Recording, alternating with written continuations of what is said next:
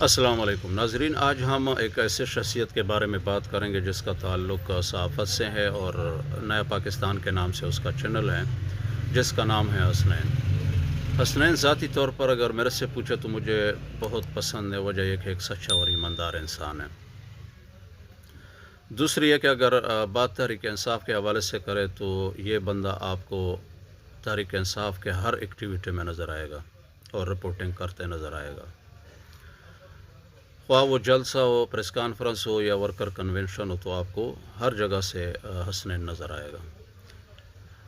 और बतौर अगर आम पाकिस्तानी की बात करें तो ये आम पाकिस्तानी का भी आवाज़ बन जाता है। पिछले दिनों जो सैलाब आया हुआ था पंजाब और PK में, तो वहाँ पर भी मौजूद था और अपना सहाफ़ती जो उसकी ज़िम्मेदारियाँ था वो निभाते रहें और बड़े अच्छे तरीके से निभाते रहें और लोगों में इमदाद भी तकसीम करते रहें।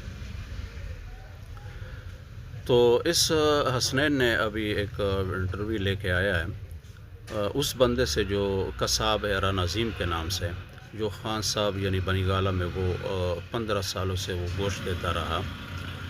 तो उससे उन्होंने इंटरव्यू किया कि आपके उसके तो आप ख़ुद भी सुन लेंगे उसके इंटरव्यू के क्या उन्होंने कहा खान साहब और बुशरा बीबी के हवाले से। बात यहाँ से शुरू हुई कि जब के इकोनॉमिस्ट में उन्होंने ख़बर छापी कि ये काले जादू करता था बुशरा बीबी खान साहब के ऊपर ताकि वो काबू कर सके। वो काले बकरों का जो सर था वो उधर बनीगाला के छतों के ऊपर फेंकते थे। तो एक गलीज़ किस्म की कैंपेन स्टार्ट की थी जो जिसका सिरा नून लीग हो जाता है। तस्कीन बुशरा ख़ुद भी नून लीगी हैं और नून लीग के लिए बहुत अच्छी कैंपेन करती रही। और उसका जो पीर है वो परवेज़ रशीद हैं। तो उस बंदे से उन्होंने अभी बात की है, तो आप लोग भी सुनेंगे, ज़रा सुने कि क्या कह रही है राना अज़ीम।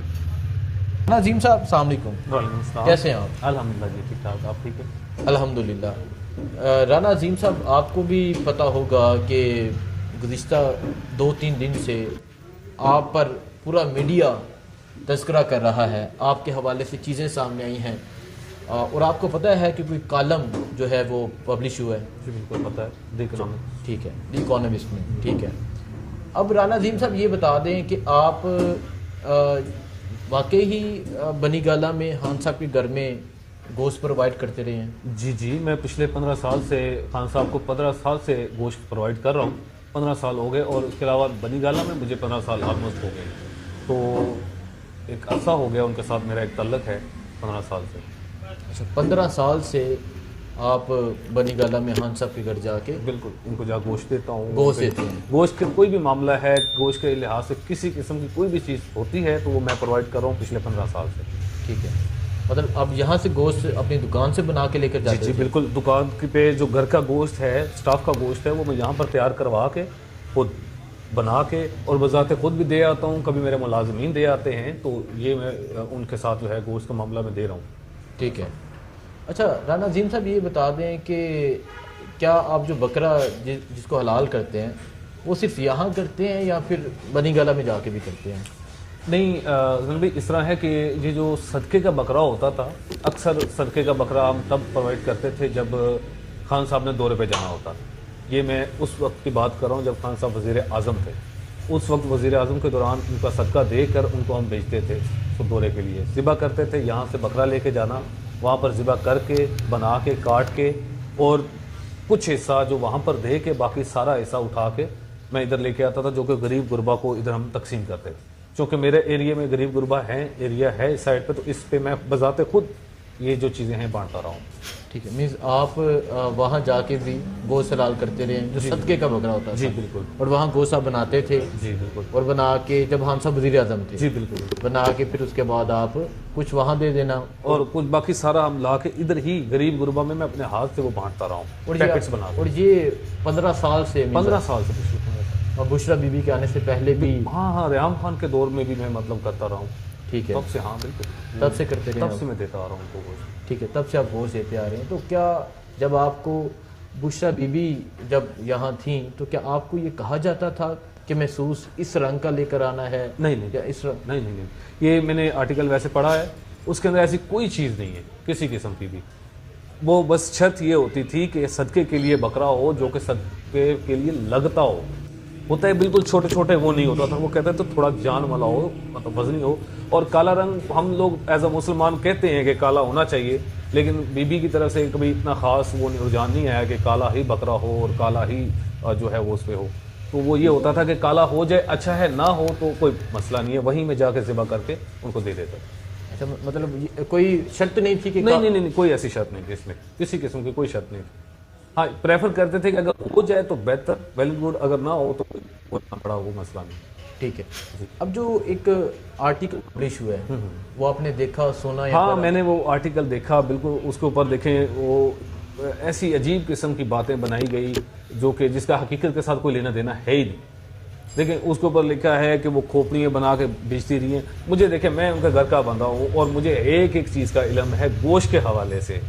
ठीक है, ऊपर गोश्त जाता रहा है कटिंग करके सारा कुछ। वो मैं आपको बताता हूँ, खान साहब के वज़ीर आज़म के दौर में हम 1.25 किलो गोश्त देते थे खान साहब का सदका। मैं आपको बताऊँ, खान साहब बजाते खुद इंतहाई कंजूस इंसान है। ठीक है, मैं बताऊँ, मतलब वज़ीर आज़म होते हुए भी वो इस चीज़ का ख्याल करते थे। तब गोश्त का रेट था 550 रुपये। तो वो ये कहते थे कि 1.25 किलो गोश्त इतने का आता है और वहीं हमने पैसे देने हैं, ऊपर नीचे नहीं होगा। और 1.25 किलो गोश्त ही यहाँ से जाता था, इससे ज्यादा डेली बेसिक। मंगल और बुध को जबकि कुछ भी नहीं होता था, मंगल बुध भी हम जो है चला जाता था यहाँ से, चिकन चला जाता था, उसका सदका होता था। ठीक है, ये जो 1.25 किलो गोश्त होता था, ये भी क्या होता था, ये जब जाता था तो मैडम खान साहब का हाथ लगवाती, वो दे देती, और वो भी मैं ही लेके आता था।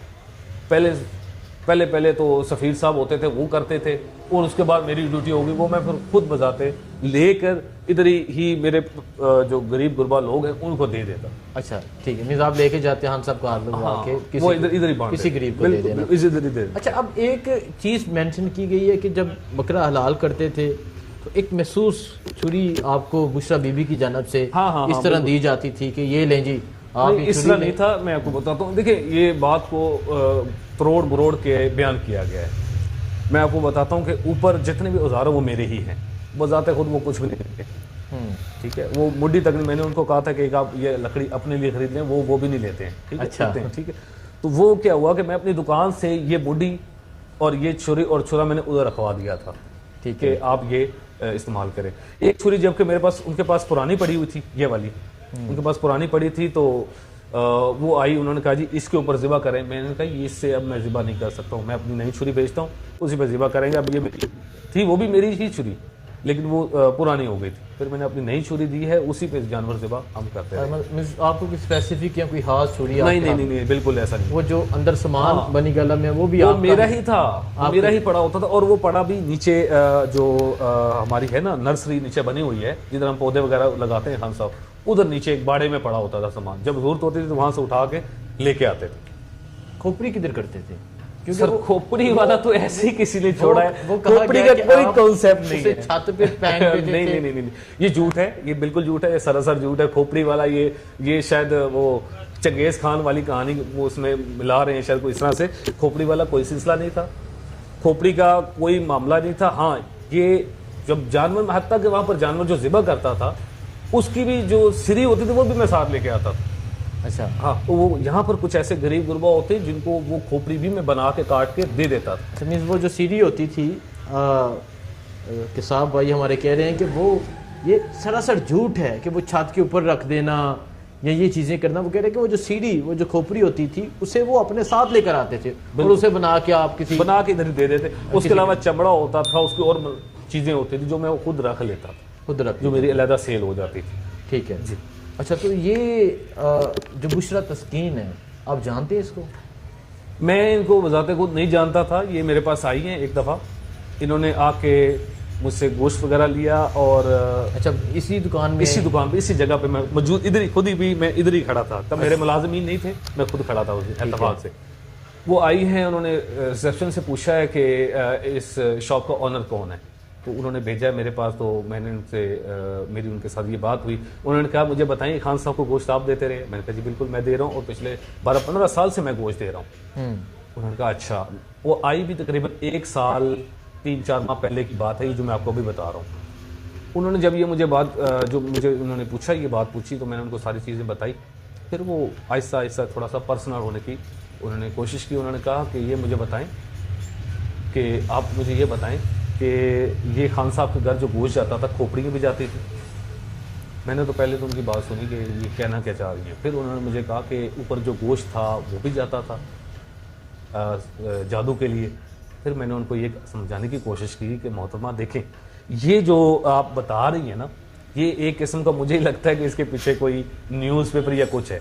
फिर उन्होंने मुझे कहा कि मैं वाकई ही BBC न्यूज़ से हूँ, मुझे उनके स्टाफ ने ही आपकी तरफ भेजा है, खान साहब के स्टाफ में से किसी ने, मैं उनका नाम नहीं लेना चाहूँगा, उन्होंने ही मुझे भेजा है आपकी तरफ। और वो उन्होंने मुझे कुछ चीज़ें बताई जो मैं आपसे कंफर्म करना चाहता हूँ। तो मैंने उनको, जब उन्होंने मुझसे पूछा, अच्छा, ये जो स्टाफ है ये मौजूदा या साहब का? नहीं, ये साहब का स्टाफ था जिन्होंने बताया, साहब का स्टाफ था, ठीक है। इन्होंने उस खातून को, बुशरा तस्कीन को बताया कि ये किताब है, आपका एड्रेस दिया गया कि यहाँ ये मिलेगा, इससे जाके तुम ये स्टोरी लो। बिल्कुल। और उन्होंने आके आपसे पूछा, मुझसे इस तरह के जो सवालात थे जिनका से कोई तल्लक नहीं था, उन्होंने मुझसे पूछे। और मैंने उनको साथ साथ जवाब भी दिए। अच्छा, कि उन्होंने कहा मैं रिकॉर्डिंग करना चाहती हूँ, तो बिल्कुल आप करना चाहें तो करें, लेकिन ये जो आप मुझे बात करेंगे, मैं तो खान साहब के लिए तो मैंने उनका घर का रिज़्क खाया है।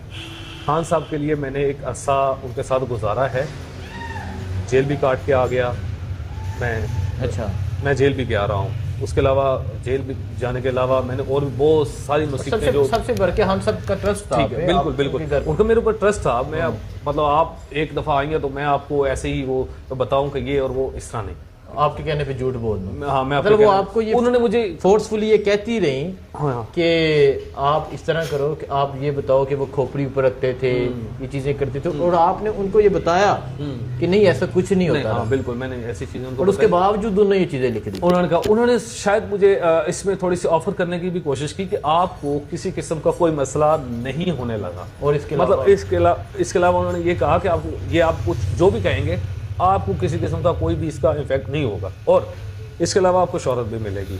अच्छा, शोहरत भी मिलेगी? शोहरत भी मिलेगी आपको। नहीं, कौन सी शोहरत वो आपको देना मुझे नहीं अंदाजा, लेकिन वो देखिए, वो इन वर्ड्स में जो वो बताना चाह रही थी, जिस तरह वो कहना चाह रही थी, मैं आपको वो बता रहा हूँ, ठीक है। और वो रहती जिस तरह भी मामलात हैं, वो उन्होंने मुझे अपना तारुफ करवाया था। सिर्फ 2 दफा आपके पास है? मेरे पास 3 दफा आई वो। 3 दफा? 3 दफा आके तीसरी दफ़ा जब वो आई हैं, उन्होंने काफ़ी सारी चीज़ें मेरे साथ कवर करने की कोशिश की, जो कि मैं फिर उनको आखिरी मुलाकात इसलिए हुई इस तरह के उनको अंदाज़ा हो गया कि इधर से नहीं मिलेगा कुछ नहीं मिलेगा। जो मैं चाह रही हूँ, जो मैं चाह रही हूँ, वो बुलवाना चाह रही हूँ, वो नहीं मिलेगा। या जो मैं मुंह से बुलवाना चाह रही हूँ, ये नहीं बोलेगा वो। ठीक है, इस तरह से हकीकत को वो तस्लीम नहीं कर रही थी, बिल्कुल इसी तरह। देखिए जी, ये अब असल कहानी थी